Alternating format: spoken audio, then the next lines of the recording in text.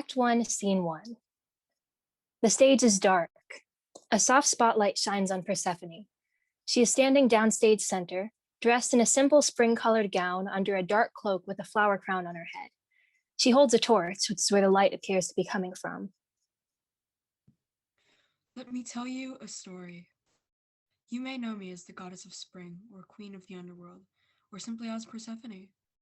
I'm sure you've heard the tale of innocent young goddess who gets kidnapped by the dark and evil Hades, who forces her to marry him and dooms her to spend the rest of her life in the underworld. Another soft spotlight shines on Hades, standing upstage left, wearing a similar dark cloak over deep purple robes, looking dark and menacing, frozen in time like a statue. And I'm sure you've heard how her mother, Demeter, was sent into a deep despair over the loss of her only daughter. How the earth fell cold and lifeless because she could not bear to grow the beautiful flowers that her daughter loved so much. How she went to the almighty Zeus and begged him to bring her poor daughter back. Another brighter light shines on Demeter, kneeling at the base of a throne where Zeus is seated. Please, you must help me bring her back. Persephone must be terrified down there. It's cold and dark. It's no place for a young goddess. I'm sorry, dear sister, but there's nothing I can do. The underworld is Hades' domain. I have no say in what happens there. But without her, I won't be able to grow a single crop. As long as she stays down there, the earth will wither. No, you mustn't do that or else the humans will suffer. I know, but I need my daughter back or else I too shall suffer. I can't have that. I will send Hermes to bring her back to you. The scene freezes and the light goes out. Hermes appears next to Hades, who unfreezes and glares menacingly at him. Lord Hades, Zeus demands that you bring Persephone back to Demeter. Without her, the earth will wither and decay. I don't care about the earth. The girl stays with me. The two freeze and the light goes out, leaving Persephone to be the only thing left illuminated. So Hades tricked the young goddess into eating food of the dead. She ate 6 pomegranate seeds, binding her to the underworld for 6 months out of every year. For the 6 months that she was there, the earth withered and became cold and barren because of how sad Demeter was without her precious daughter. And for the 6 months the young goddess spent with her mother, the earth flourished and crops grew. That's the story, isn't it? A mother, loving, having to be separated from her naive young daughter. At least, that's the side of the story you've all heard. That's the side Demeter told you. What about the side you haven't heard? What about my story? Demeter will never tell you that Hades approached me that day in the meadow and asked me if I would like a tour of the underworld. A soft spotlight shines on Hades again in the same spot, only this time he stands in a more shy, closed-off pose. He shyly holds out a withered rose with a small, awkward smile on his face. Persephone looks back at him for a moment before his spotlight goes out again. She turns back towards the audience. Demeter will never tell you that I chose to go down to the underworld with him, or that I chose to stay, or that I spent all those weeks getting to know Hades and falling in love while she allowed the earth to suffer, or that allowing the earth to suffer was her choice.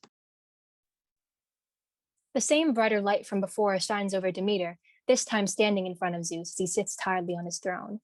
Her demeanor is changed from woeful mother to overprotective suburban mom, and his from benevolent and remorseful ruler to tired and annoyed brother. You have to get her back. I won't grow anything until you do. My daughter is not supposed to go gallivanting down in the underworld. Demeter, there are rules. I can't just go down and demand that Hades bring her back. I'm sorry, maybe you didn't hear me. Until I get her back, I will not let a single plant grow on earth. Demeter. Zeus, I swear on the river Styx, as long as she stays down there, the earth will wither. If you do that, you're going to kill off the entire human population. I don't care. I want my daughter brought back home.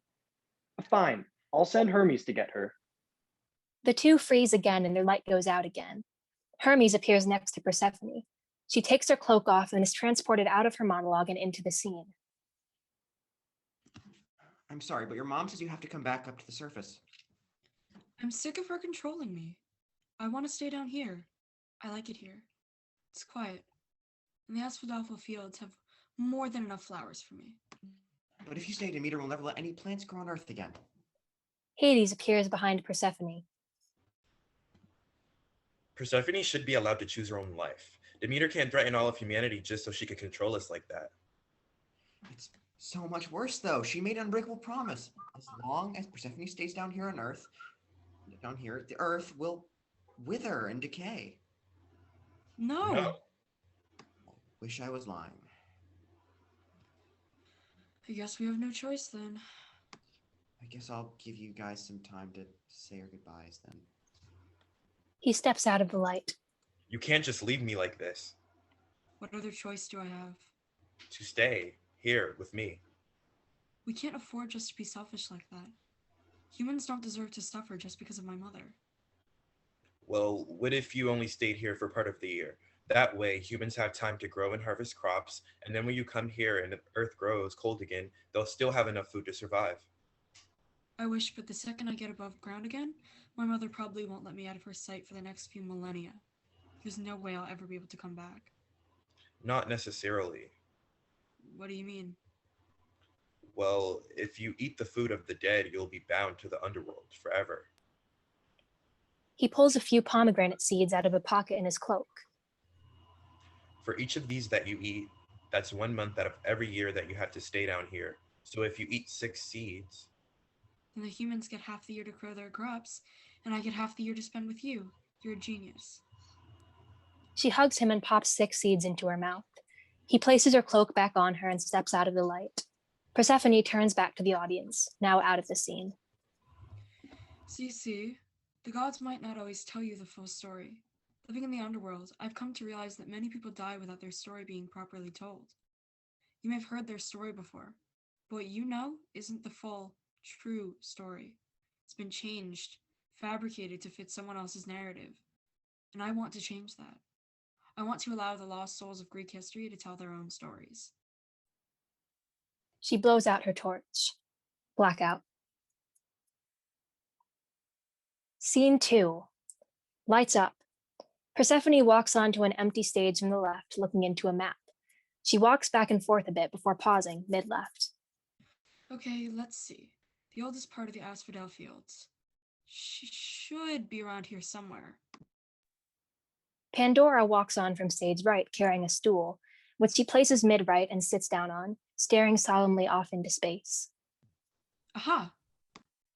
Persephone puts her map in a small satchel she is wearing and begins walking towards Pandora, but 2 ghosts rush on from stage right and block her. My queen, please stop. Don't you know who that is? It's Pandora, the one who cursed us all. She opened a box and released many great evils into the world. Greed, envy, hatred, pain, disease, hunger, poverty, war, and death. They all exist because of her. The only thing she left in the box was hope. Yes, but the story says she did that because hope is the one thing that remains eternally in the human body. So, how is hope supposed to be any help against all the evils of the world? Everything was perfect until Pandora came along. You're wrong. Pandora stands up and faces the ghosts and Persephone, who all turn to look at her. That's just the version of the story that you were told.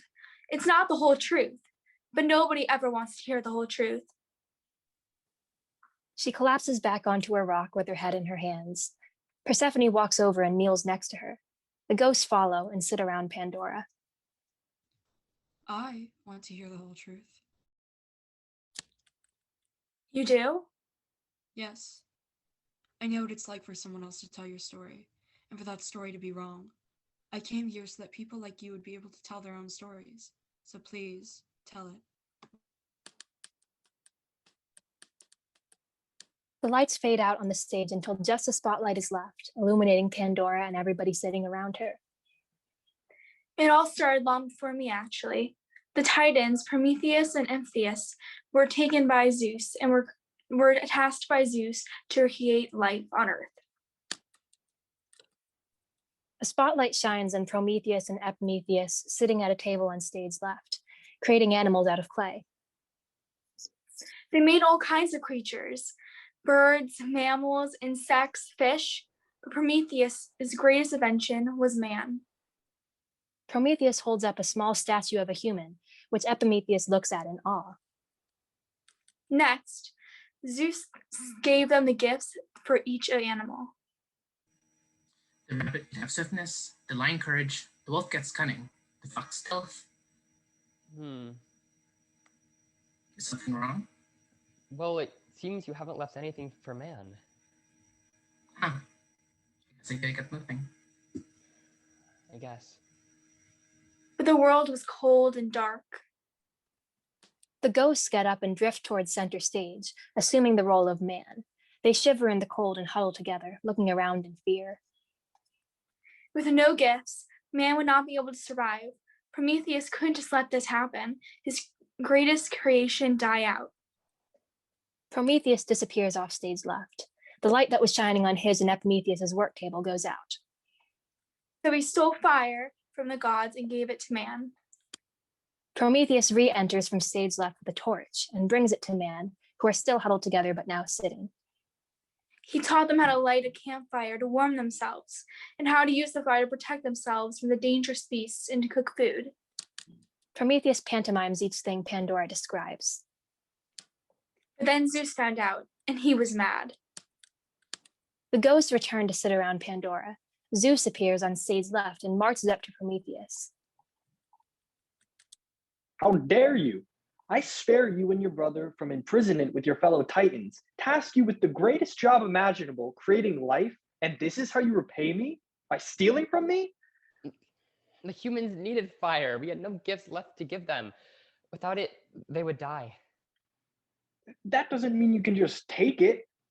I asked you, but you said no. So you went behind my back? This could be a good thing. The humans, they can use fire to burn offerings to you and your fellow gods. They can warm themselves and use it as light. They can cook food. Or they could burn everything to the ground. The good that can come from this does not outweigh the bad. You don't know that. They don't deserve to be punished for this. Fine, I'll let them keep it. But it's not them I intend to punish. What? They aren't the ones who stole from me. You are. Zeus grabs Prometheus by the arm and drags him off stage left. Yes, we all know this story. Zeus tied Prometheus to a cliff, and every day an eagle came down to pick out his liver, only for it to grow back every night for all of eternity. Until Heracles freed him. Yes, not important. Zeus sent Pandora to Earth to punish humans by releasing all the evils from her box. What we don't understand is why you told us our version of the story is wrong, and then proceeded to tell us the exact same story we already know. Because this is the part you always get wrong. Yes, Zeus did punish Prometheus the way you says he did, but he also saw Epimetheus as being guilty by association. His punishment, though, was a bit different than his brother's. Some might say it was much more painful for so many more people. What was it? Me. What? The gods created me, the first mortal woman, and presented me to Epimetheus as his new wife to make up for the loss of his brother. They gave me gifts like beauty and intelligence, but they also cursed me with curiosity. Zeus gave me the box and made me promise not to open it. Zeus walks on from stage left and places a box in Pandora's lap before exiting off stage right. Of course, that just made me want to open it even more. I hid the box away and tried to forget about it, but every day got harder and harder. Voices were coming from it, whispering me, begging me to open it and to see what is inside. The ghosts stand up and start moving fluidly around Pandora, becoming a visual representation of the voices that came from the box. Come on, you know you wanna. Just a peek, nothing more. Zeus doesn't need to find out. I did everything I could to ignore the voices, but eventually my curiosity became too overwhelming. I mean, just one peek couldn't hurt, right? Pandora unlatches and opens the box. A clap of thunder is heard. The voices start dancing around her. Free at last! Thank you for your service, milady. All the greatest evils of the world came flooding out of the box. Greed, envy, hatred, pain, disease, hunger, poverty, war, and death. Pandora slams the box shut and locks it. The ghosts sit back down around her and Persephone. The spotlight expands until the whole stage is lit. I closed the box as fast as I could, but I can only manage to keep one thing inside. Hope. Yes. And according to the story, since hope stayed in the box, it is the one thing that never leaves the human body. But that doesn't change the fact that I brought all of those things into the world. They're right. It is all my fault. No, it's Zeus's fault. Yeah, he gave you the box. And he was the one that put all the evils in it in the first place. You can't blame yourself for the unfair destiny the gods created for you. But what good is it if everyone else still blames me for it? Well, not everyone. Exactly. Just by sharing your side of the story, we will be able to change 3 minds. That's what I'm hoping to do here. I want to help people like you share their truth so they don't become another lost soul in history. Thank you, my queen. Just the fact that you wanted to listen to my side of the story means everything to me. I hope you're able to help others share their truth. And I hope you're able to share yours with more people. I'll definitely try. And if you're looking for more people whose stories can share, maybe you should try Medusa. I've heard her story so many times, but it always is from Athena's side and never hers. Thank you. I'll see if I can find her. Of course. Goodbye, my queen. Thank you for everything. Pandora takes her box and exits off stage right. The ghosts follow her. Persephone stands up and turns towards the audience with a huge smile on her face. That's it. That's what I want to do. To be able to help people like her finally get to share their truth. A mysterious voice calls out from the darkness. Persephone, you don't want to get involved in this. Persephone pauses for a moment, reconsidering, but then shakes it off and pulls out her map, exiting off stage left. Blackout. Scene 3. The stage slowly lights all the way up with a slight red glow. Persephone enters from stage right, putting her map away and looking around. Why do all the monsters have to go to Tartarus? Medusa enters from stage left, surrounded by 4 other actors blocking her from view. One of them places down a stool on the stage far left, and Medusa sits on it. The 4 actors break away, revealing Medusa to the audience as she is seemingly screwing her head on. They move to stand at different points around the stage, posing like statues. Persephone walks up to Medusa, who senses that someone else is there, but doesn't care to look and see who it is.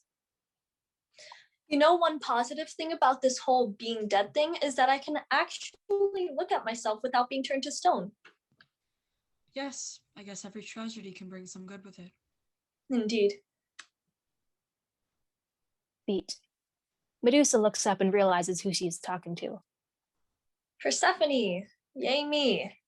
Medusa, lovely to see you. Now that's one you don't hear every day.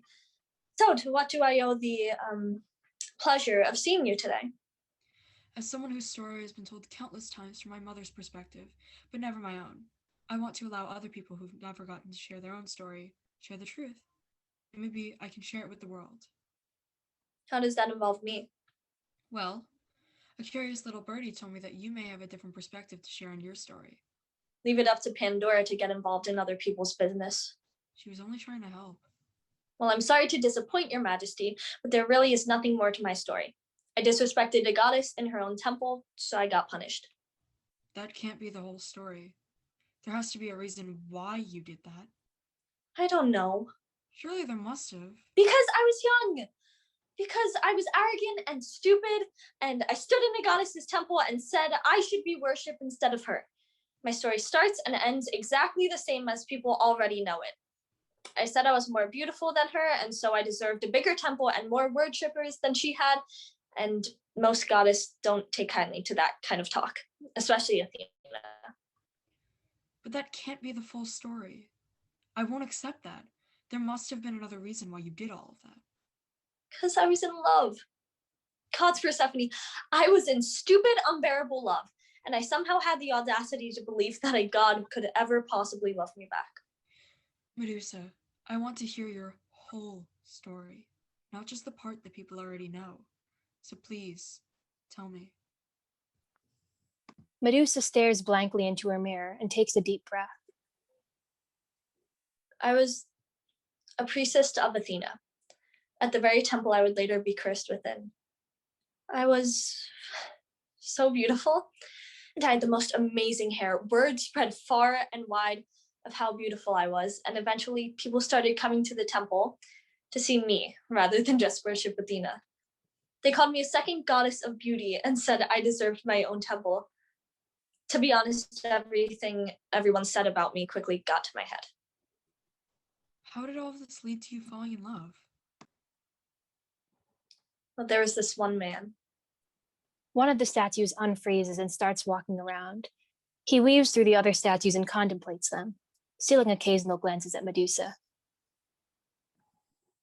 It took me a while to notice, but after word had begun to spread about my beauty, he started coming to the temple every day. He never prayed or made any offerings. He just sat silently and watched people go in and out and in and out of the temple. Sometimes I would even catch him watching me. I mean, it was so exciting. This man came every day from who knows where just to see me. Eventually, I worked up the courage to talk to him. Medusa gets up from her stool and walks up to the man, who is waiting center stage to meet her. Hello. Hi. You come here pretty often. Are you waiting for someone? Something like that. What do you mean? Well, maybe I was waiting for a certain pretty priestess to come over and say hi to me, and maybe also give me her name. I'm Medusa. Medusa. What a lovely name. And yours is? Poseidon. Poseidon freezes and Medusa turns back to look at Persephone. I was hooked. I mean, can you imagine? A god interested in me. It was the most incredible thing. I know the feeling. Yeah, well, it's different for you, being a goddess and all. Maybe, but still, being noticed by someone feels amazing. Yeah. Medusa gazes wistfully into the distance for a moment before snapping back into reality. Well, anyways, we started meeting up more and more after that. He would come to the temple and we would talk and we would go on walks and sometimes he would kiss me. It was magical. It sounds wonderful. It was. But then one night we were alone in the temple. Medusa shifts back into the scene. Poseidon unfreezes and starts chasing her playfully through the statues, both laughing. You'll never catch me. You'll tire eventually. Besides, I'm going easy on you. Oh, of course. But I want to win your pride. Or maybe I just want you to feel like you have the upper hand. You know, now that you mention it, I am getting quite tired. Medusa fake swoons, falling backwards into Poseidon's arms. He barely catches her, and the two collapse onto the floor in a heap of giggles. See, I told you so. Medusa gets up, still laughing, and walks over to one of the statues, copying its pose. Poseidon follows. That pose looks much better on you than it does on her. That's what I've been saying. I'm much more beautiful than Athena. People should really start making statues of me. You deserve an entire temple. I know, it would be filled with statues of me, and I would have a throne to sit on. People would come far and wide to bring you offerings. And you would come every day just to worship me. I would do a lot more than just worship you. Poseidon steps towards Medusa and freezes. Medusa shifts to look at Persephone. Priestesses of Athena have to swear an oath of celibacy. Needless to say, I broke mine that night. Medusa shifts back into the scene and places her hands on Poseidon's chest. He unfreezes. Poseidon night. The statue they're still standing in front of unfreezes and becomes Athena. Medusa and Poseidon immediately break apart. Medusa bows. Poseidon just stands there looking annoyed. Medusa! My lady, Silence! You have disrespected me in my own temple and broken your oath. With him, of all people. Athena, you have no right to tell me who I can and cannot court. I can when it's one of my own priestesses. My lady, please. I said silence. I'd have half a mind to turn you into an insect right here and now. Athena, you seriously need to chill out. Just because you hate fun doesn't mean your followers shouldn't be allowed to have any. So that's what this was then. A little bit of fun. That's not what I said. Oh? I mean, that's what it was supposed to be. I wanted to mess with you by messing around with one of your priestesses, but then He trails off, turning to look at Medusa. Don't tell me you've actually developed feelings for a mortal. So what if I have? Please, spare me the ooey-gooey, lovey-dovey nonsense. You know nothing real could ever come out of this. You don't know what you're talking about. Oh, give me a break. Stop it! I love him. Athena and Poseidon both stop and stare at Medusa in shock. What? Really? Poseidon, I'm in love with you. And you don't get to just come in here and take that away from me. Might I remind you that we are standing in my temple right now? It's not like you deserve it. Excuse me? I would make a much better goddess than you, and I'm far more beautiful than you could ever dream of being. I should have my own temple. That's it. You have acted out of line far too many times. How dare you come into my own temple and blatantly disrespect me and break the oath that you made when you became one of my priestesses? Mortal beauty will always fade away, but for your insolence, I will make your beauty fade now. Your lovely face will become that of a hag, and your beautiful hair will turn into withering snakes. Athena, stop. This is too far. I'm not finished yet. You said you want your own statues? Well, why not make them yourself? From this day forward, any mortal who will meet your gaze will be turned instantly to stone. And if you look at yourself in the mirror, you'll meet the same fate. No, Poseidon, please help me. Foolish girl. He can't possibly love you now that you're a monster. You're wrong. I'll always care for you, no matter what. I can't undo another god's curse, but I can still try to help you. He waves his arm and the two remaining statues unfreeze, becoming the Gorgons. These are the Gorgons. They'll protect you. They're blind, so they can't be affected by your curse. Go with them to home. Go with them to their home on island Serpedon. You should be safe there. Athena exits off stage right. The Gorgons start to pull Medusa towards stage left. I'll find a way to fix this, I promise. He runs off after Athena. The Gorgons bring Medusa back to the stool where she was previously seated before exiting off stage left. But he never did. For years, I waited for him to come up with some cure so we could be together. But all I ever got were messages in bottles that would wash up on shore saying that he was still trying to figure something out, that none of the things he had come up with so far could work. Athena and other gods sent countless heroes to try and kill me, and eventually one did. Perseus. He was smarter than the others. He knew not to look in my eyes, and he chopped my head clean off, and now I'm here. Medusa, I'm so sorry. Why? I told you my story was exactly the same as Athena always tells it. I disrespected her, so she cursed me. But there was so much more to it than that. Maybe you were vain, maybe you were arrogant. Maybe you shouldn't have said what you said, but Medusa, you're human. It's in your nature to make mistakes, and to not always be kind. And you were in love. People do crazy things when they're in love. Even defy the gods. Trust me, I know. So what? Nobody ever wants to hear the love story. All I'll ever be to one of them is one of the many people who thought she could disrespect Athena and got punished for it. I'll tell your love story. What?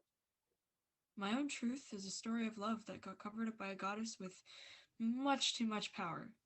It's not that different from your own. Thank you, my lady. How can I ever repay you for this? Continue to tell your own story. People would deserve to know the truth. And please, just call me Persephone. Persephone starts to leave, but Medusa grabs her wrist, stopping her. My late, Persephone. If you're going to find more stories to tell, please find another love story. People in love deserve to have their stories told. I'm more than just a monster, so maybe there are other people out there who are more than just a warrior or a thief or whatever else storytellers decided was more important than their love. Please. I will. In fact, I think I know exactly who to find. Thank you. Persephone begins to exit off stage left, but is stopped by the same mysterious voice from before. Persephone, you're making a mistake. Persephone grabs her head with one hand, trying to clear her mind. Is everything all right? Yes, I'm fine. Persephone shakes her head and exits off stage left, pulling out her map again. Blackout. Scene 4. Lights up. Achilles and Patroclus bring a bench on from stage left and sit down on it, deep in conversation. They're flanked by a few giggly ghost girls, but pay them no mind. After a moment of trying to get Achilles' attention with no success, the ghost girls exit off stage left. Persephone walks on from stage right. She stops for a moment to put her map away and looks around. Okay, I made it to Elysium. Now I just need to there. She notices Achilles and Patroclus and starts walking towards them, but the two ghosts that she met before rush on from stage left and stop her abruptly.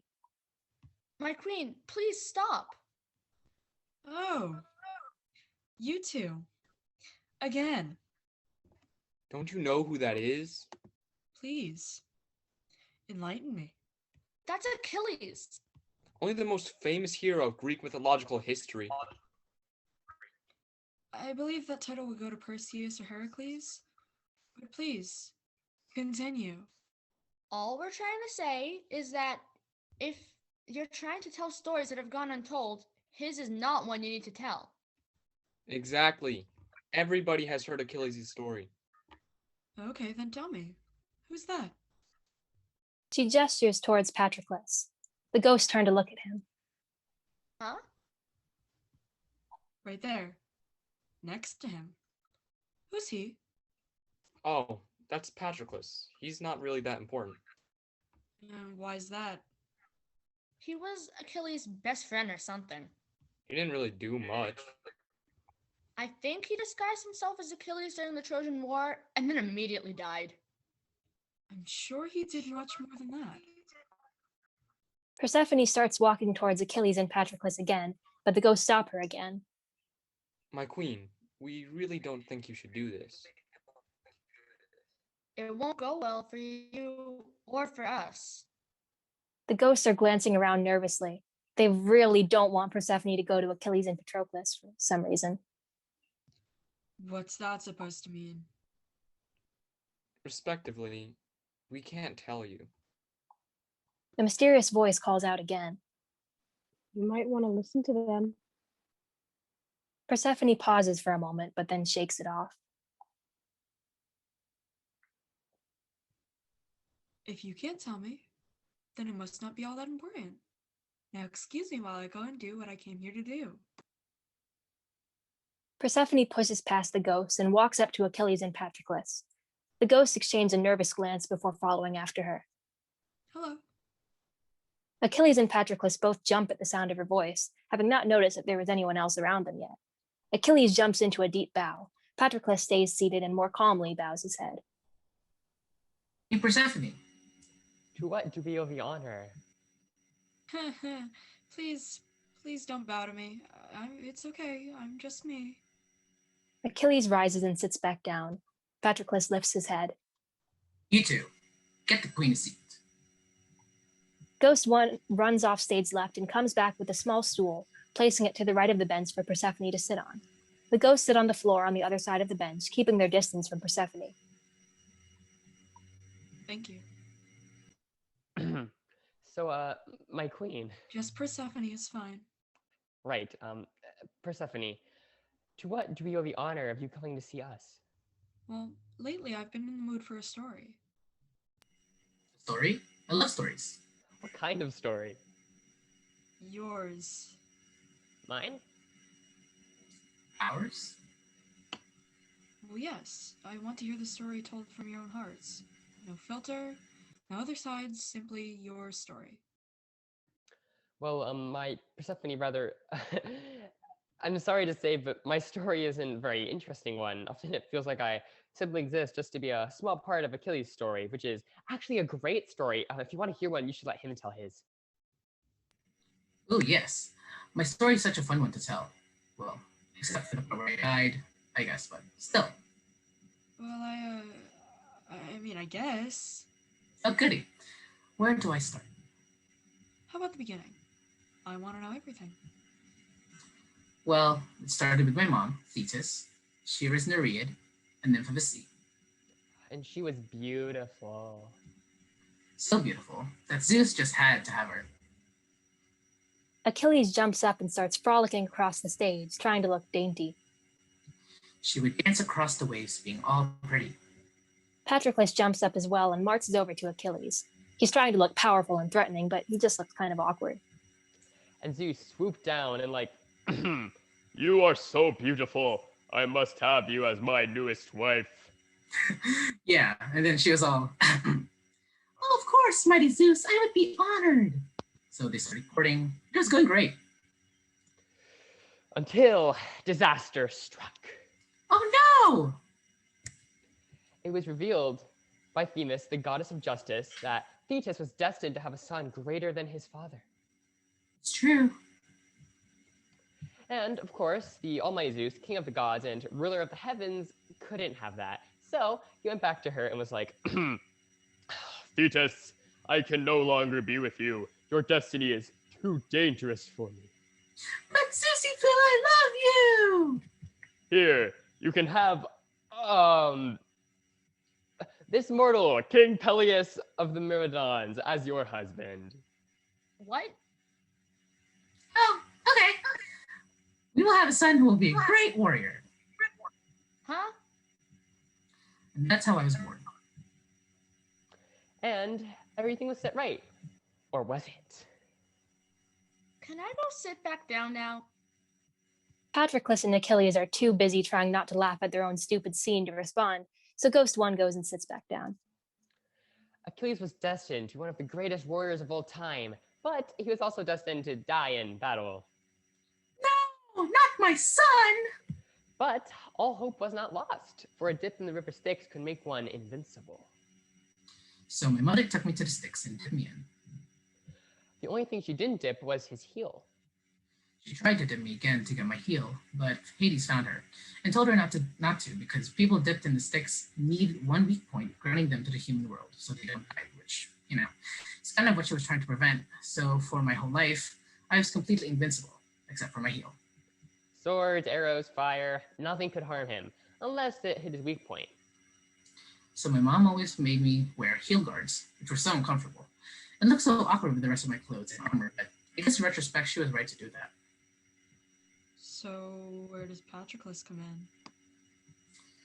Well, I grew up in Thea with my mother and father. And I grew up elsewhere in Thessaly. I was actually born a prince, a pretty pathetic prince, though. People had a habit of walking all over me because I was small and a coward and I couldn't stand up for myself. And then one day, I was 9, a boy of a noble came up to me while I was playing with dice and demanded I give them to him. That day, I don't know why, but I just was tired of being pushed around, so I decided to push back.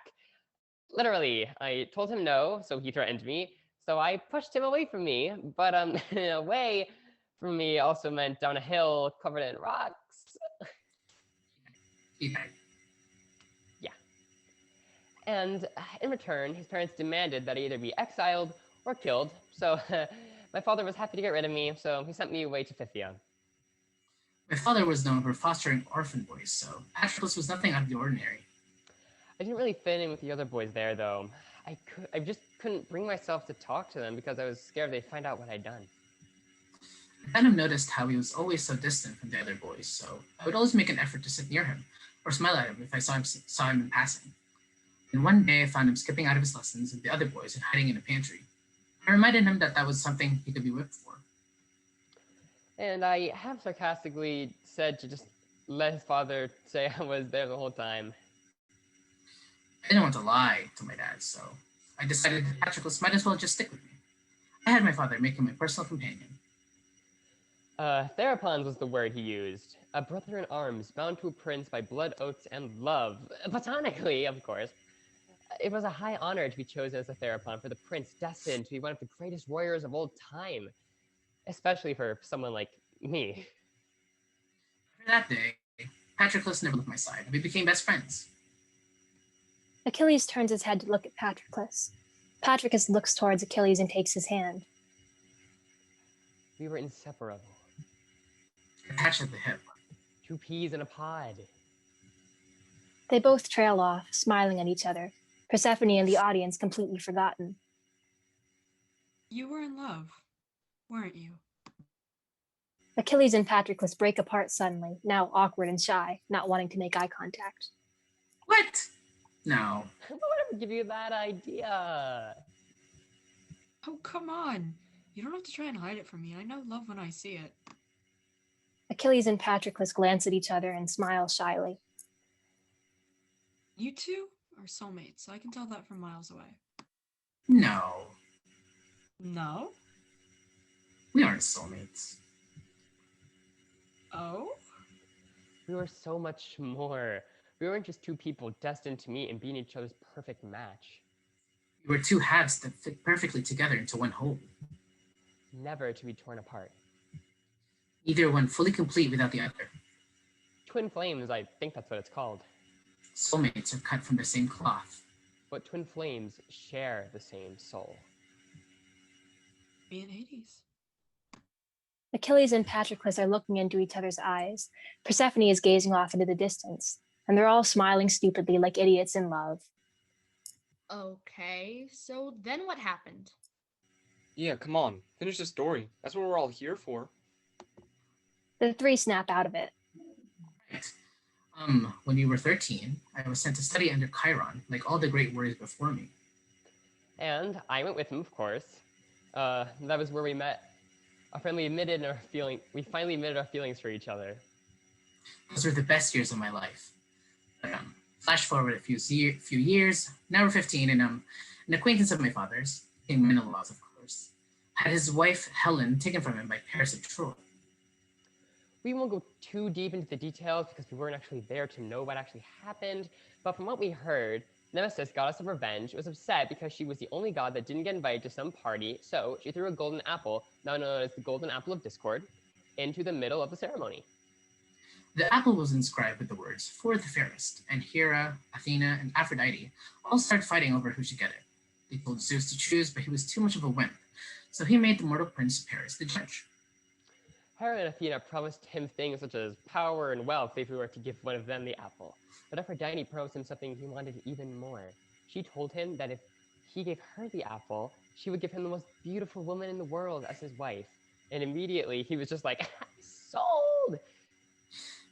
Still, that the most beautiful woman in the world was Helen, who was already happily married to King Menelaus.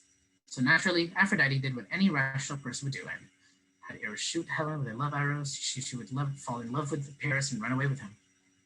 Then naturally, Menelaus was upset, so he declared war on Troy, which in my opinion seems a bit excessive, but you gotta do what you gotta do. I guess. Now, as you know, Achilles was destined to either live a long life and boring, or die young in battle. I would have much rather lived a long life, like Patroclus, and die fighting in a war. That really wasn't my problem. But when Menelaus married Helen, my father made a promise that the Myrmidons would support him in battle if she ever were to be stolen from him, and he had to fight to get her back. Hundreds of men made that same promise. Including my father, though I was no longer bound to him since I wasn't really his son anymore. It was an oddly specific request. When you're married to the most beautiful woman in the world, there are a few necessary precautions you have to take.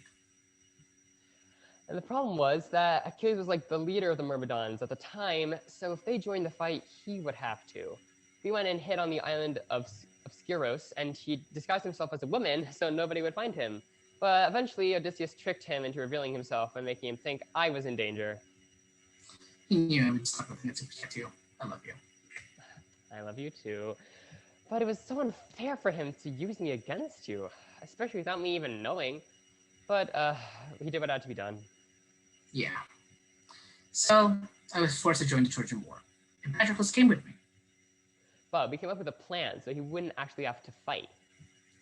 When I first entered the war, I fought a few times, and after killing her family, I was given a woman named Briseis as a war price.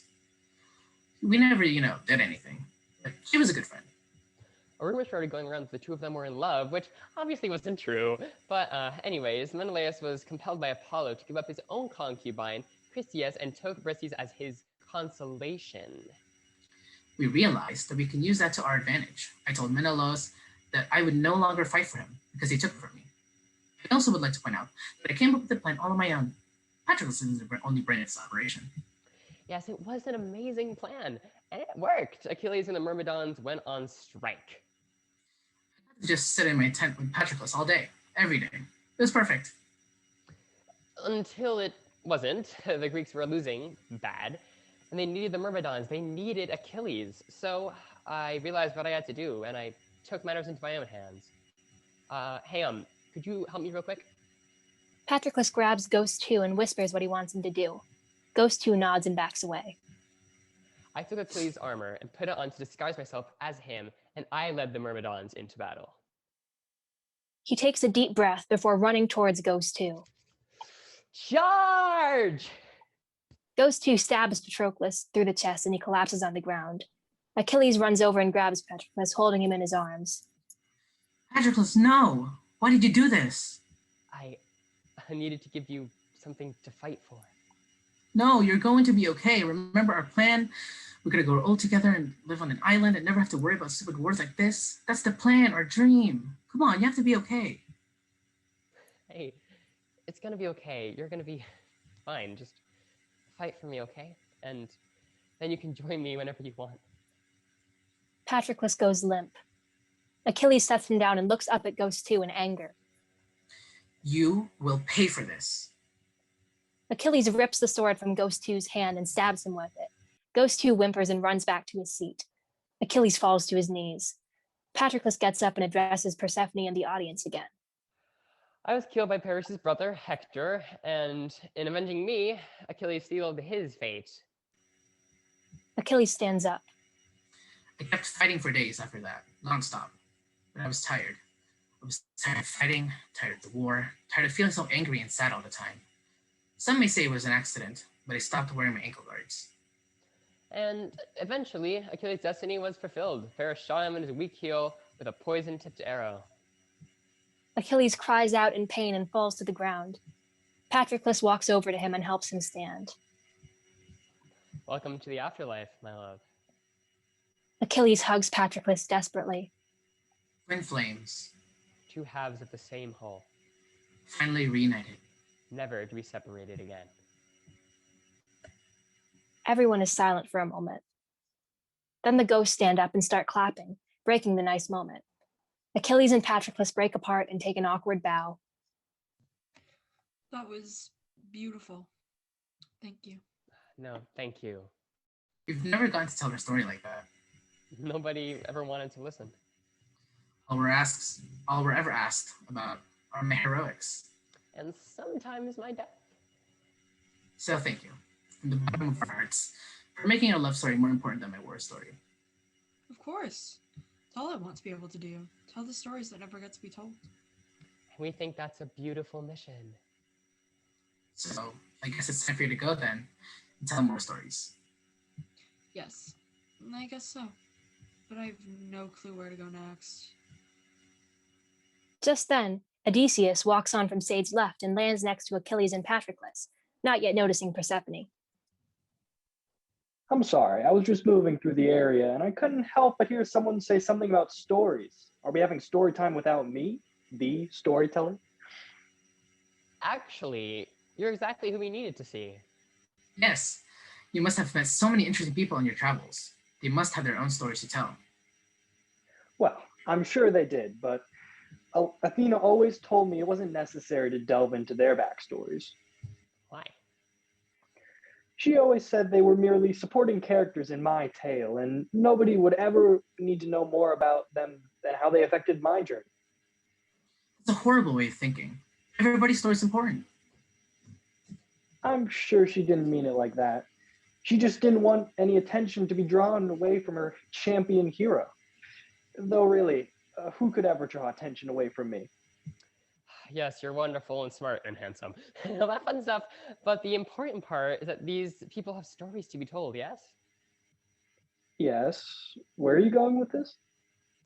Persephone is going around letting people tell their own stories who've never gone to before. So maybe you could take her to one of the people you've met during your travels?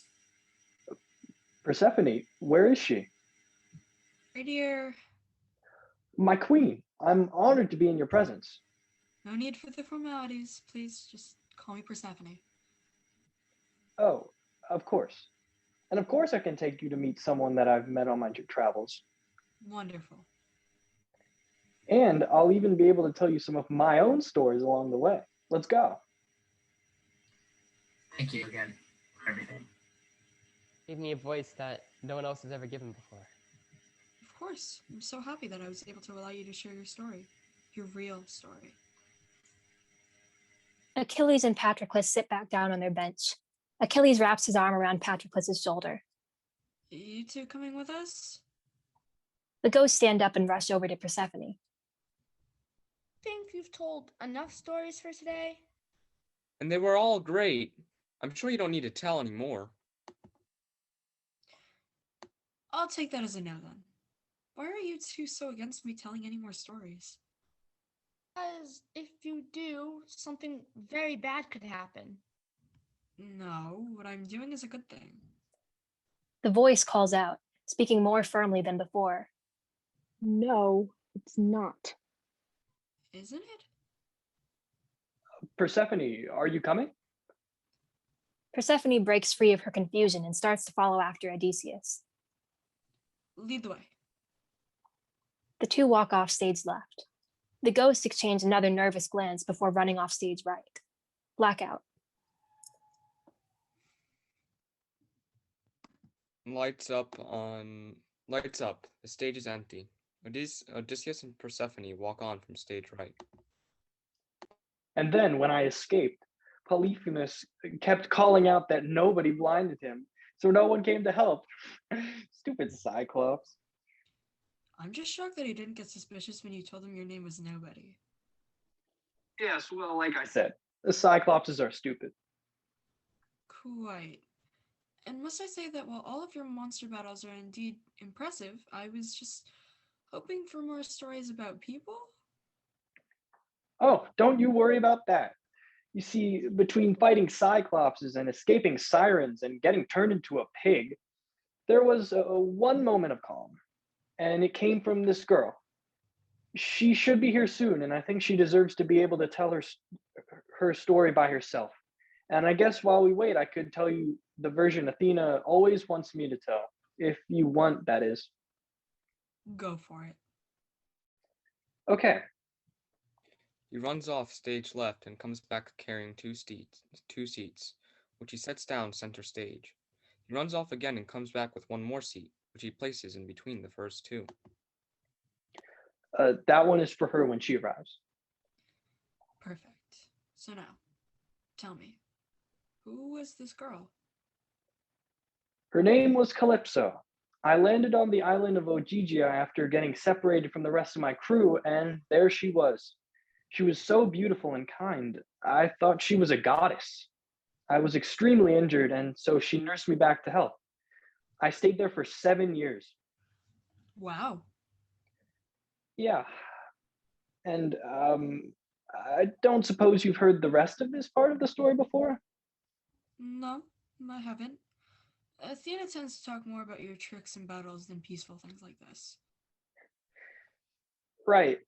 So, as the story goes, she tried to convince me to stay with her forever. She was immortal, and she offered me immortality if I were to stay with her on Ogygia and marry her. But I had a wife, Penelope, waiting for me back home in Ithaca. So I couldn't, even if I wanted to. She wanted me to stay, though, and forget my wife. She tried to seduce me, and then she tried to enchant me. But after 7 years, I escaped. Something's wrong. What? Why would you say that? You don't believe the story you're telling. I'm just telling it how it's always been told. But you don't want to tell it that way. Why? Because it's wrong. Calypso, hey. Odysseus. Athena wanted me to be a villain, so she rewrote my part in Odysseus' story. She took away every ounce of my humanity and made me just another obstacle for him to overcome. I told you Athena's version first, so that once you find out the truth, you'll understand why it's my least favorite story to tell. Calypso walks over and stares at the seat between Odysseus and Persephone. For a moment before Persephone moves to the middle seat to break up some of the awkward tension, CALYPSO looks gratefully at Persephone and sits in the empty seat. So where do I begin? At the very start. I want to know everything.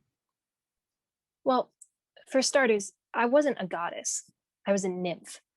I was a daughter of the Titan Atlas. I'm sure you've heard of him. I stood by him in the original Titan War against the gods, and because of that, I was cursed. That's awful. Well, that's the gods for you. Anyway, I was cursed to live immortally on the island of Aegegia for all of eternity. And that's not even the worst of it. Odysseus, I don't need your help with this. But he's right. Immortality wasn't even the cruelest part of my curse. You don't have to tell me if it's too painful. I don't want to pressure anyone into telling stories they don't want to share. No, I need to. Okay. Just know that you can stop whenever you feel you need to. Right. So, every so often, it could be days, it could be a year, it could be decades or centuries, a wounded hero would wash up on my island for me to nurse back to health. A hero that I would heal, and then I would allow him to stay as long as he wanted. A hero that could be my companion, who I could walk with and garden with and talk to. A hero that I just couldn't help falling in love with, but a hero who can never love me back. Every hero she met could love her.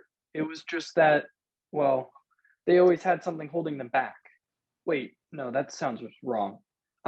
There was nothing holding them back, but these heroes always had something or someone waiting for them back home. Someone they couldn't abandon. For me, it was my wife, Penelope. No matter how long they stayed or how much they might have grown to care for me, my curse ensured that I would always be heartbroken in the end. I tried not to allow myself to get too close, but I just couldn't help it. And with Odysseus, I let myself believe that there was a chance he could love you back. Odysseus stayed longer than any hero who washed up on my shore ever had. I mean, 7 years. And of course, time works differently on Aegegia. That's not to say it moves faster or slower, but the days, they just flow into each other.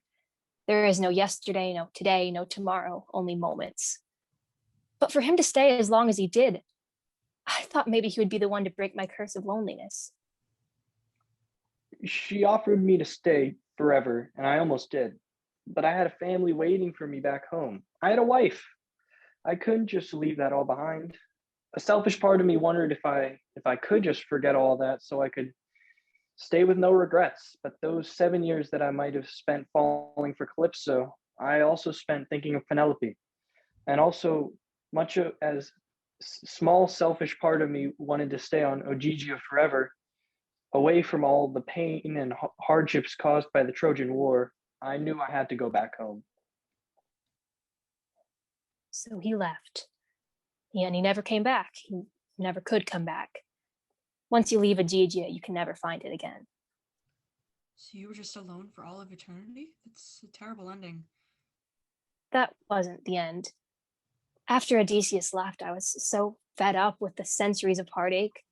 I was furious at the gods for making me their little plaything, for sending me someone I could have loved, but only letting me have him for a few months, maybe a couple of years at best. After spending too long feeling sorry for myself, I cast myself into the waves and prayed that my curse of mortality would finally be broken. Poseidon must have taken pity on that day because he allowed the air to leave my lungs so I could finally be at peace. CALYPSO, It's fine. But it's not. You were a victim and they made you a villain. Why did Athena make you tell her story like that? It's not fair. She wanted CALYPSO to be like Zeus, an obstacle in my path, a woman who used her Aphrodite-like charms to draw me away from my real life and hold me captive.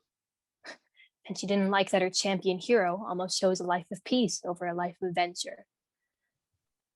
Yeah. Well, I hate to change the mood so abruptly, but I should probably be leaving now. Thank you, and I'm sorry. Oh, yes, you probably have so much still to do. Will you be telling any more stories? The voice calls out to Persephone again. No, you will not. You've had your fun, but your little game ends here and now. No, I don't think so. I've probably told enough for today. Just then, Daedalus runs on from stage left and drops to his knees before Persephone. Persephone, my queen, please. I've heard all about what you've been doing, telling stories that go untold. Please, my son, Icarus, let him tell his story. He can warn people better than I could against making mistakes that I never warned him against. Please, you have to listen to him. Calm down, okay? Hold on a moment. You are...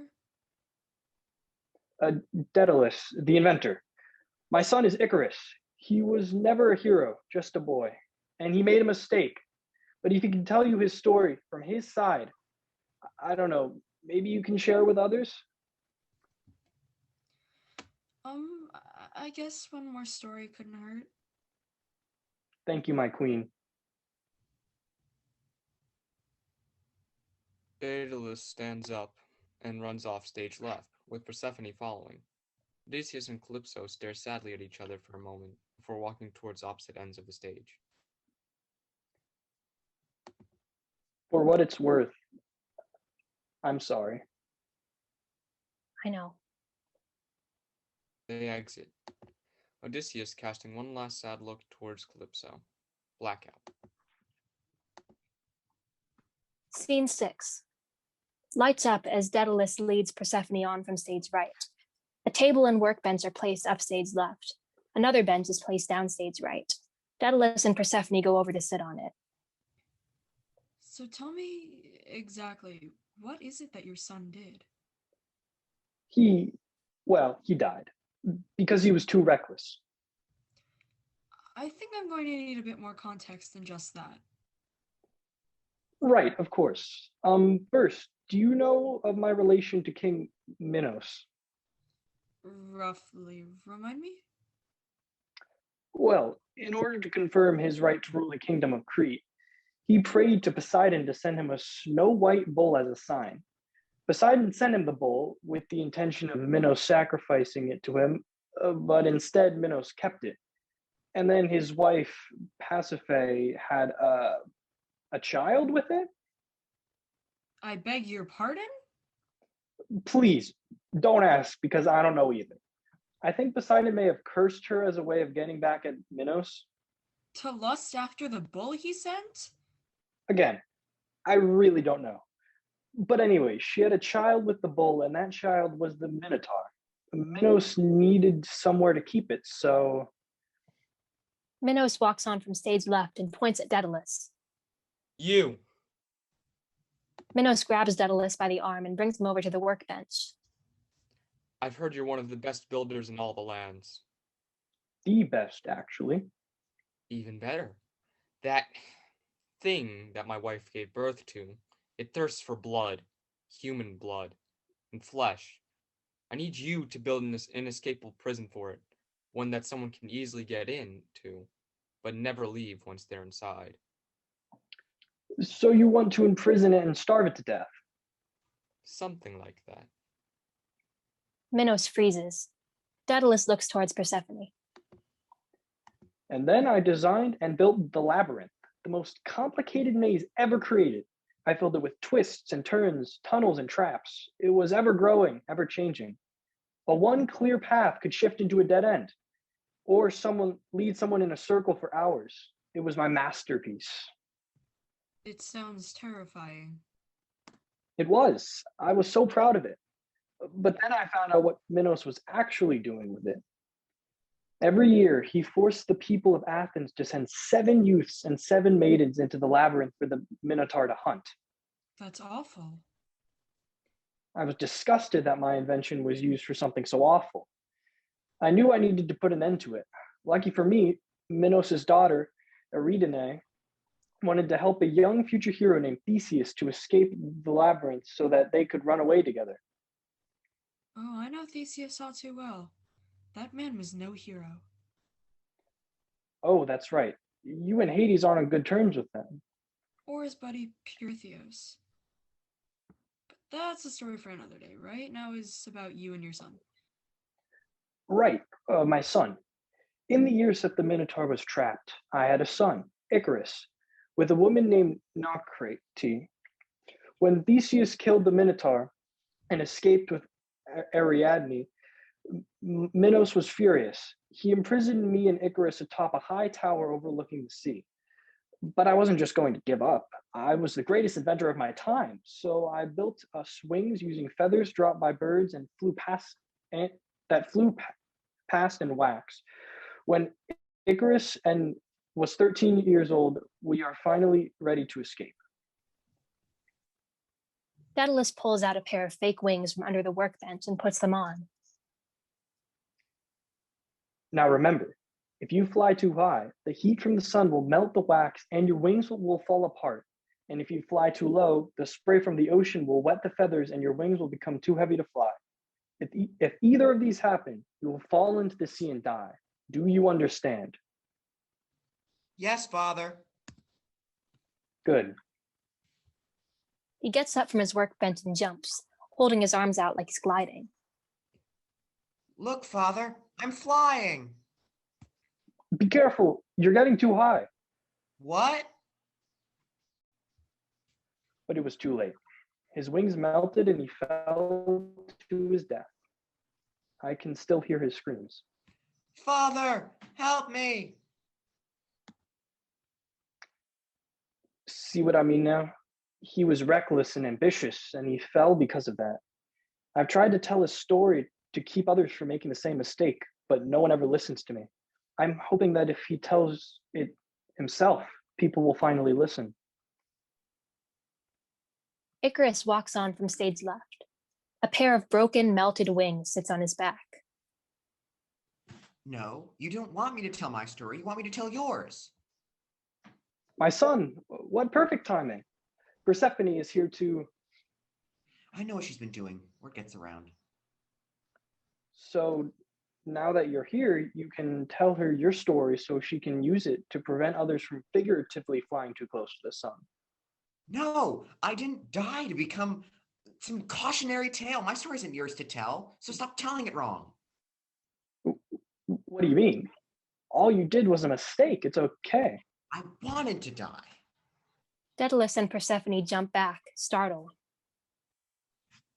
What do you mean? No, you wanted to be free, not dead. I knew exactly what I was doing when I flew as high as I did. I don't know if this is a story I should be telling. No, wait. Please. I promise it's not as bad as it sounds. Son, no, you can't just... My life, Father, and my death. If there's any legacy I left behind, I want it to be true. So please let me tell my story. Of course. Okay, how do I start this? Just say whatever comes to mind, whatever feels right. Right. My name is Icarus. My death is seen as a tragedy and used as a cautionary tale. They say I was prideful, that pride leads to ambition, leads to taking dangerous risks, that leads to failure. But that couldn't be further from the truth. Nobody has ever learned that when my father gave me wax wings, I knew I would burn. I knew that I would erupt in flames for one beautiful, glorious moment before being snuffed out forever by the unforgiving ocean. I knew that these wings would be my death as soon as I put them on. I smiled. What a wonderful way to go. I wasn't suicidal, but I knew that if we managed to escape, we would forever be hunted by Minos. We would never truly be free. I knew that death would be the only thing that would bring me true freedom. So I welcomed death with open arms. I flew as high as I could until I knew that the wax was melting and I felt it drip down my back like liquid fire. I laughed. I laughed at this pain that was somehow so beautiful. And as I fell, I knew I did it for the sun. I felt like a falling star, burning brighter and brighter until I hit the water and was snuffed out. I told my father goodbye, even though I knew he wouldn't hear me as I dropped past him, and prayed he would understand that I didn't fall because of pride or stupidity or cowardice. I did it for the sun and for freedom and for fire, like a phoenix rising from the ashes. Only the moment I erupted in flames would be the end rather than a beginning. My death was not a tragedy, it was beautiful. I was killed by the sun, the thing I loved the most, and I died for freedom, something I've never known. And every day as I wandered through the land of the dead, I find myself asking, was it all worth it? And my answer is always yes. My story should not be used as a lesson, especially not the true version. All it is a story. Nothing more, nothing less. Icarus, I never knew. No one did. You never listened to me long enough for me to tell you. But you said help me when you fell past. No, I didn't. I said, I'm free, but it was windy and I was falling fast, so I guess you misheard. Oh, gods, did I ever get anything right? Of course you did. You've always been right to think that I love you very much, and I'm sorry for any pain I might have caused you. I feel like I don't even know my own son anymore. Then talk to me and listen to me so you can get to know me better. Thank you for letting me share my story. I'm sorry that it was so different from what you expected. Now, if you'll excuse us, I think we have some catching up to do. Of course. Icarus and Daedalus exit off stage left, leaving Persephone all alone. The mysterious voice calls out to her again. Telling that story was a mistake. I really hope it wasn't. Oh, it definitely was. Shut up, you idiot. Will both of you imbeciles just shut up? Wait a second. Uh-oh. That voice. I know that voice. Mother? Demeter walks out from stage left holding a white rose, the two ghosts that kept getting in Persephone's way trailing behind her. Hello, dear. What are you doing here? Trying to stop you from messing up everything the gods have worked for. What do you mean? Every time you change a story, you're upsetting the natural order of things. You're making people question the gods. But the gods are the ones that changed the story in the first place, all to make yourselves look better. Come on now, dear. You don't really believe that, do you? I mean, of course I do, because... Anyway, I've got wondrous news. I figured out how to unbind you from the underworld. What? How? Eager, are we? All Hades has to do is say he releases you, and then you're free. Just like that. I'd say I wonder why he didn't come just do it sooner, but it all makes sense considering he kidnapped you. Kidnapped? Me? No, I came willingly. Didn't I? Yes, he invited me. Stop. You're speaking with magic. I can't think straight. Poor dear. Can't even get your own story straight, much less others. You're positively wilting down here. You need some sunlight. Hades walks on from stage right and approaches Persephone. There you are. I've been looking all over for you. I've heard what you've been doing and I think it's amazing. I just wish you'd invited...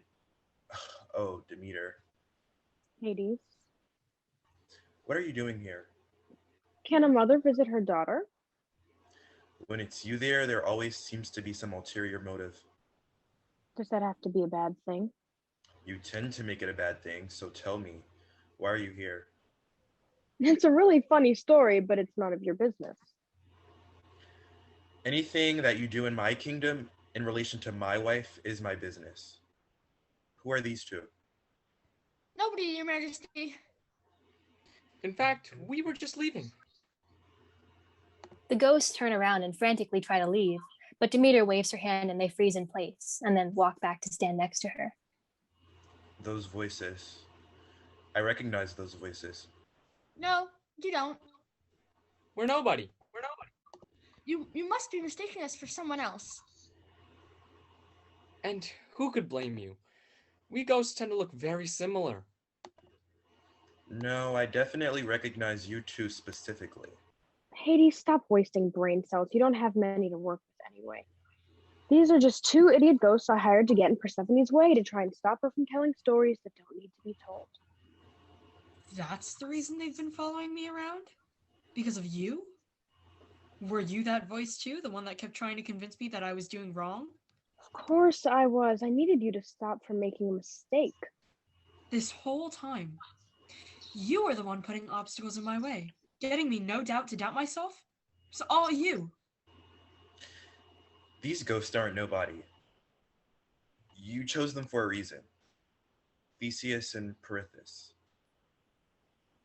Everybody falls silent. Hades looks at the ghost in anger and disbelief. Surprise? Of course. You needed help, so you chose someone who hates me just as much as you do, but how?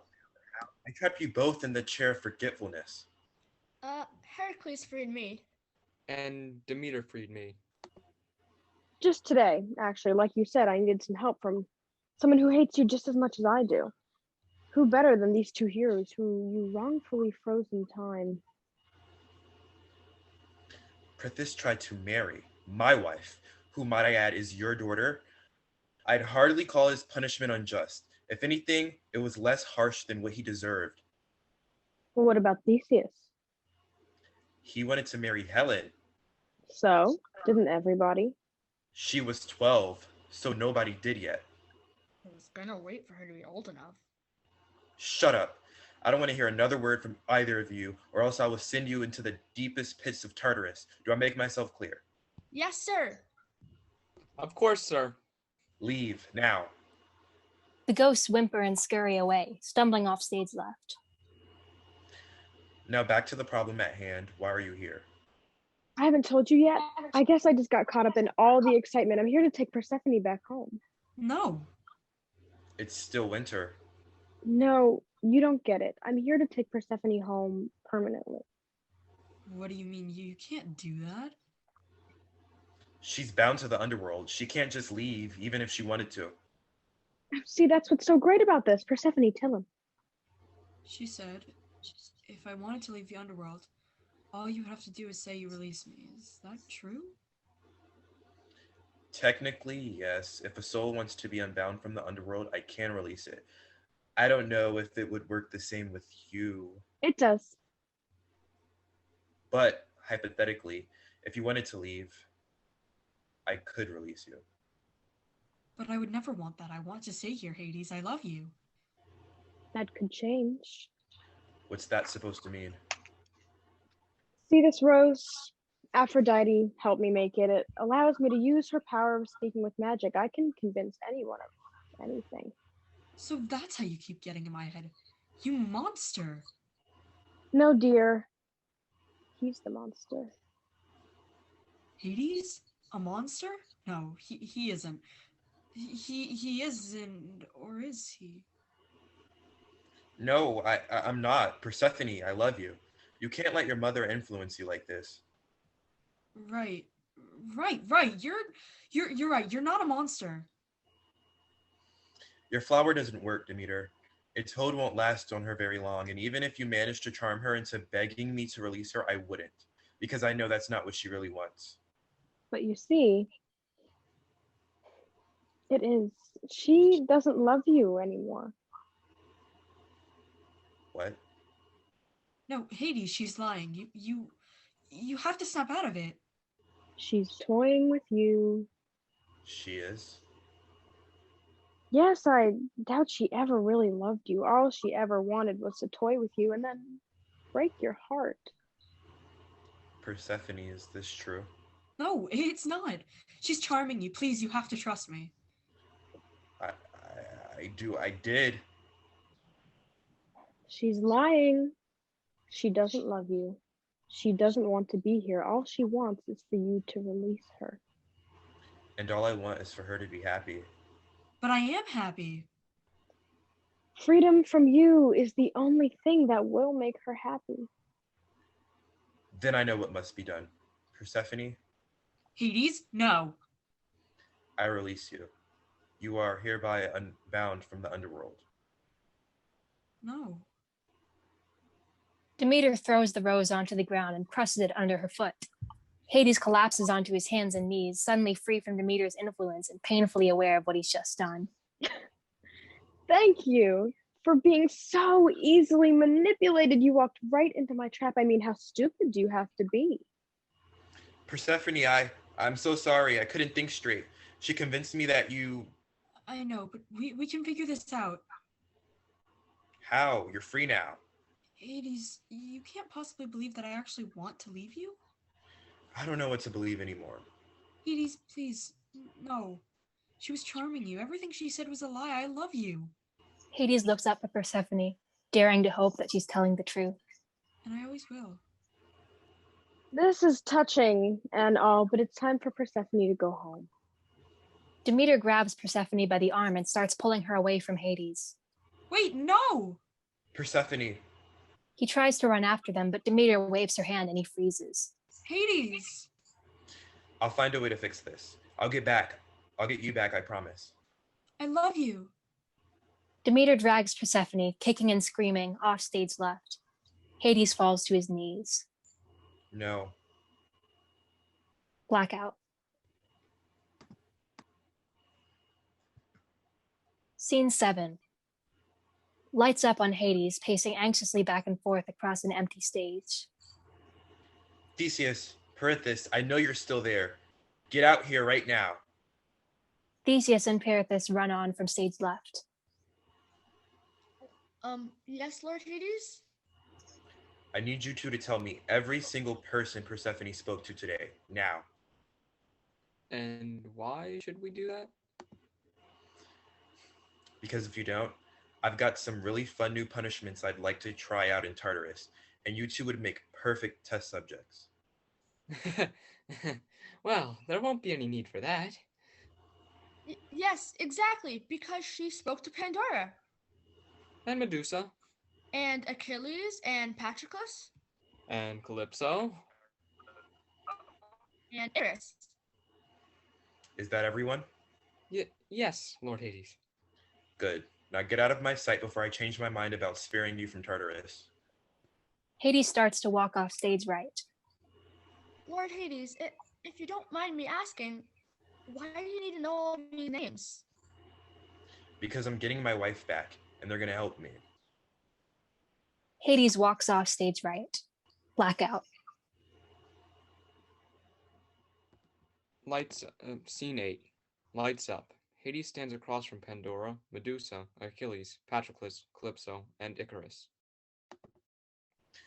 I'm sure you're all wondering why I brought you here. A bit. It's about Persephone. I was told that she spoke to each of you today, wanting you to tell her your stories. Yes, but please, Lord Hades, she did nothing wrong. She was only trying to help. Oh no, I'm on your side in all of this. You are? Yes, her story is my story too. I've been villainized by the gods of Olympus for millennia. So you're not upset? Oh no, I'm furious, but not at you. Demeter tricked me into unbinding Persephone from the underworld and brought her back up to the surface. No. And now I need to get her back. I was hoping that you guys could help me. But what can we do against a goddess? We're just ghosts. I can temporarily give you physical forms. You of course don't have to feel obligated, but I hope that since Persephone helped all of you, you might want to help her. Nobody speaks. Pandora, Medusa, Achilles, Patroclus, Calypso, and Icarus all glance nervously at each other. Of course, it was a stupid plan anyways. I'm sorry for dragging you into all of this. You can go now. Hades turns around and starts to walk away. Wait, I'll help you. Really? Of course, Persephone was the first person to actually listen to me. And for that, I'm in debt to her forever. Me too. I've got a perpetual bone to pick with the gods of Olympus. Same here. There's no way I'm letting Demeter just hold her captive. I'm in. I'll always fight on the side of love. Wherever Achilles goes, I'll follow. Deserves her freedom. I'll do anything to help her get it back. Thank you so much. You have no idea how much it means to me that you're willing to help me. Now, let's go save Persephone. Hades leads Pandora, Medusa, Achilles, Patroclus, Calypso, and Icarus off stage left. Blackout.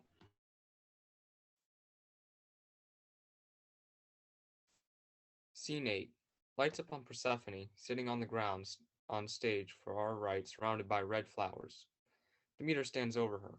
Hades runs on from stage left, followed by Pandora, Medusa, Achilles, Patroclus, Calypso, and Icarus. It's over, Demeter. Let Persephone go. Hades? Shh, dear, it's all right. He can't hurt you anymore. Hurt her? What do you mean? You're the one that's hurting her. You must be Medusa. So you've heard of me. I have. In fact, you think just because you're already dead, there will be no consequences for disrespecting a goddess? Funny how you think you have any say in the affairs of a ghost. You've developed quite the attitude, Hades. No wonder Persephone wanted to lose you so badly. No, she didn't want to leave me. You can't trick me this time. You don't have your stupid flower anymore. You're right. I don't have my special little rose, but that was only temporary. I just needed it long enough to get Persephone home. Now, poppies, on the other hand, offer a more permanent solution. Poppies are a particular flower, very hypnotic in nature, and yet, when watered with water from the Liverleth, named for the goddess of forgetfulness. No.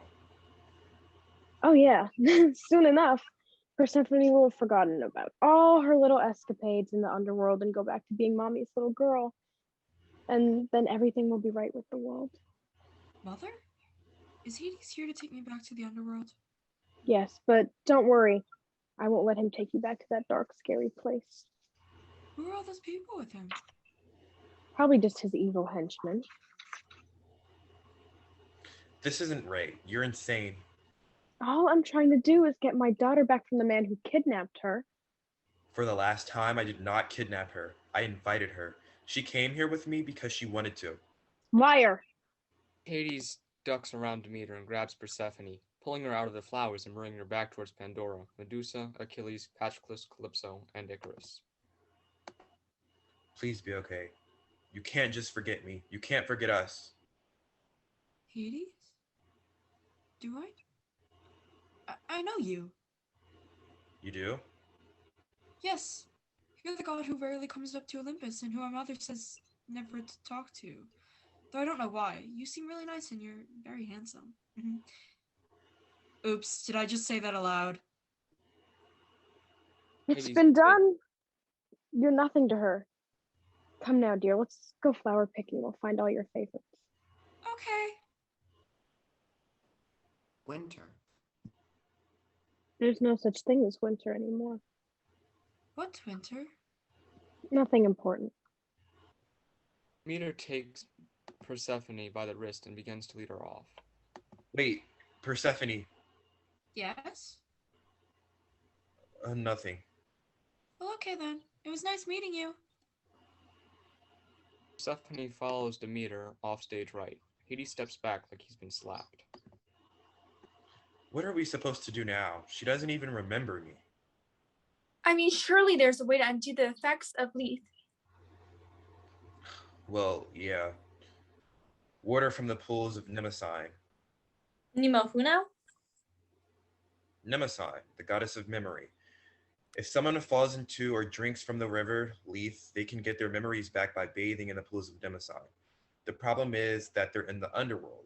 If we wanted to get some of their water, we'd have to go all the way to them and come back all the way here. That would take too long. It's hopeless. Not necessarily. Patroclus holds up a small vial filled with water. How did you... We know, girl. Cassandra, you might have heard of her. She was cursed by Apollo to always accurately predict the future, but no one ever believes her prophecies. She gave this to us this morning, saying that we would need it for something important later, which at the time made no sense. But then we realized that since we didn't believe her, it must have meant she was telling the truth. So, will this help? More than you know. So do you think we can do this? I think we can. Okay, here's the plan. Lights fade to black. Scene 9. Lights up. Persephone skips around the stage with a basket full of flowers. Demeter watches closely behind her. Hades runs on from stage left, flanked by Pandora, Medusa, Achilles, Patroclus, and Icarus. You lot again? Thought I was finally done with all of you. You are. There's no way to fix what you've done. So then why are you still here? I wanted to see her one last time before I lose her forever. Well, there she is. You've seen her. Now leave. Hades approaches Persephone. Stop. What are you doing? Pandora, Medusa, Achilles, Patroclus, and Icarus all surround Demeter, blocking her off from Hades. Give him a chance to say goodbye. It's the least you could do. Persephone, I know you don't think you know me, but I know you. And I know that you're so much braver and stronger than your mom thinks you are. I'm not asking you to remember me. I just need you to promise that you'll never forget. Wait, one of you is missing. I don't know what you're talking about. Where is she? Calypso comes on from stage right. Demeter tries to get to Persephone, but Pandora, Medusa, Achilles, Patroclus, and Icarus close in on her to stop her. Hades grabs Persephone by the shoulders and turns her around to face Calypso, who pulls out the vial of water from the river Nemesis. No! Calypso splashes water onto Persephone, who falls backward into Hades' arms and goes limp. Hades gently kneels down, holding Persephone. You idiots! You're destroying everything I've worked for. Hades is the villain of the story, not me. Hun, for once in your life, just be quiet. Why, you little... Shh, she's waking up.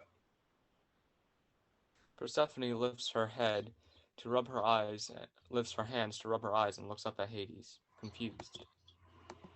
Yes. Where are we? On Earth. Earth? It's winter. We're supposed to be in the underworld. Hades breaks into the widest smile and hugs Persephone, who still has no clue what's going on. You're back. I have you back. Where did I go? Hades helps Persephone stand up.